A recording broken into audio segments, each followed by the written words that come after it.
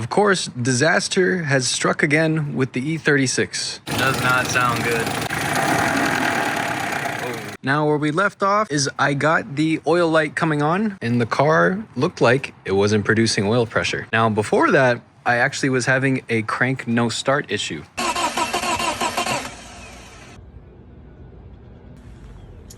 So I tried to diagnose and troubleshoot everything with this car, and I found out that the DME actually got wet, and the DME is just the engine computer. So the computer got fried, and luckily I was able to replace that. Car fired right up. Yes. Oh yeah. Driving really smooth, but on the way back, it started kind of sounding like a tractor. I got a little clickety-clackety, if you know what I mean. My heart dropped. I felt like I was about to have a heart attack, so I pulled it in. And I was trying to figure out what it was. So I immediately went out and I got some fresh oil in it. I changed the oil filter and that actually made a huge difference. Now the reason that I'm starting off with the oil stabilizer in this video is because I just put that in the car because the oil light came back on again. So now it's developed this sort of lifter tick. So I went out and I even bought the top dollar, the premium, the high mileage oil stabilizer. I mean, what else do you want? For use in vehicles with over 75,000 miles plus. Dude, this car's got 270,000 miles. It's quite remarkable. It's still here in one piece, and you know, you guys saw how it looked like before. I mean, this thing is the Tastefully Clapped Special. So I'm gonna start the car and I'll pop the hood open real quick so you guys can get a better view into all this stuff. But it's kind of a mess, you know what I mean? I'm not looking to keep this car forever. I just wanted to create some videos for you guys. It was a cool learning experience, and I feel like, hey, if I ever wanted to go get another E36 again, I learned a lot from this car. Now, I put in the whole jug of the oil stabilizer, and I also put a can of engine restore. So it's got all the additives. And what I'm actually gonna do is I'm gonna run over to the store and I'm gonna grab some seafoam because why not, you know?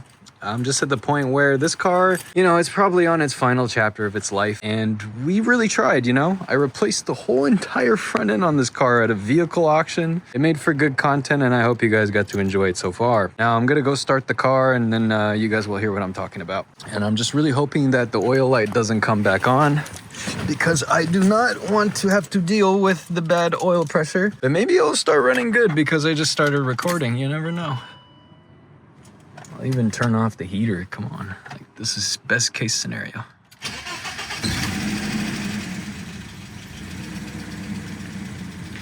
See, not bad. It's okay. But it did not have that tick before. 100% did not have the tick before. But the thing is, it doesn't sound like bottom end. It sounds like top end. This sounds like oil not getting enough to the top. And the thing is, the oil pressure sensor is on the oil filter housing right here, which is actually really easy to replace. The engine on idle is a little lumpy, but the tick is not too bad. I've heard cars that are a million times worse than this. So I think the oil stabilizer actually is helping a little bit.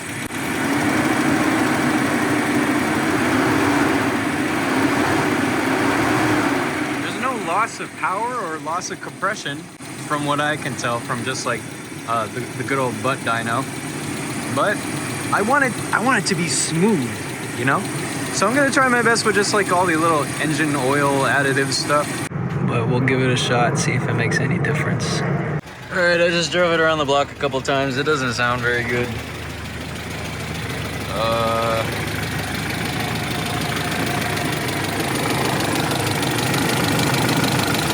It does not sound good.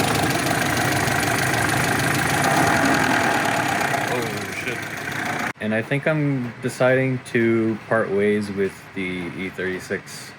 I've tried my best to keep this car on the road, and it's been a really cool story from the beginning of trying to rescue this car and keep it on the road for as long as possible. But just due to the fact of all these engine problems that it's having, and it's me just like slowly having to nurse it every day back to health, there just comes a point in time where you kind of have to just move on. And you know, even if it means I just have to put it up for crazy cheap on Facebook Marketplace and somebody picks it up in the condition that it's currently in, that's totally fine with me. But it's just taking a lot of time and resources away from me that I could be devoting to other stuff. And I think that's more important to me right now, especially if I want to keep making more content. I feel like I got a lot of content out of this car, and I feel like that's a huge plus, and I feel like I got a lot of good memories with it. But if it's gonna continue to give me all these issues, and now that the sounds like the top end noise has turned into bottom end, it's just tired, you know? This is a high mileage car. It's been through a lot. And the crazy part is it all just like happened all at once. It feels like it just one day let go and it just started to fall apart. Even though I think it looks great. I really like the way this car looks. I like the E36 chassis. They're really fun when they're running, but I don't think I would ever go out of my way to buy a high mileage one ever again, just due to the fact that this one was slowly falling apart on me. And I don't even think it's the car's fault that much, you know, 270,000 miles. I don't think this car was treated very well for a big portion of its life. Unfortunately, it's just one of those things that happens, and it's a good learning lesson for anybody out there that was ever to go into this situation. And I don't really like the feeling of going to a car and being so nervous about it all the time. So I think this time around, I'm just gonna keep it parked until somebody comes by and picks it up. But for somebody to take the time and effort to bring this back on the road, I think it is a really great place to start. You know, if you just do the engine swap, I mean, the manual transmission is good. The shocks are pretty good. Has really nice brakes, drilled slotted rotors, you know. I just put winter tires on it. I mean, they are so fresh. I might even keep these and put the other wheels back on it. Haven't really given it too much thought there. But it is a little sad, but I think I've made my peace with it and I'm ready to move on.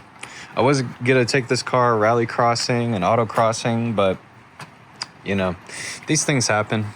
So I think I would definitely buy another E36 again. I do have a soft spot for these, and I feel like I've learned so much about just working on them from this car. So I'm gonna keep my eye out and see if I can find another one. It'd be cool to find a coupe, even though I kind of like the sedans a little bit more now. They've kind of grown on me. And if I keep the winters, then I could just run it.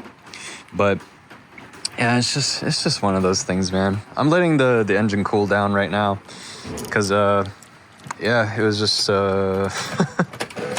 it sounded very crunchy. It sounded like a tractor when I fired it up. Maybe I'll even keep the little BMW Car Club of America sticker off of it. So I'll probably go through it and just take stuff out of it that I want to keep. It is tastefully clapped, you know. This car had to start somewhere. I tried my best, man, but you know, sometimes in life you win and sometimes you lose, and this one just defeated me.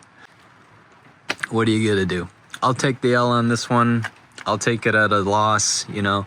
I didn't put too much money into it, so it's not like I'm financially broke by this car. I know people, they buy higher end vehicles and they go through this stuff, but I'm just kind of messing around here and just trying to make more informational stuff for you guys.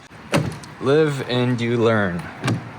All right, well, thank you so much for watching.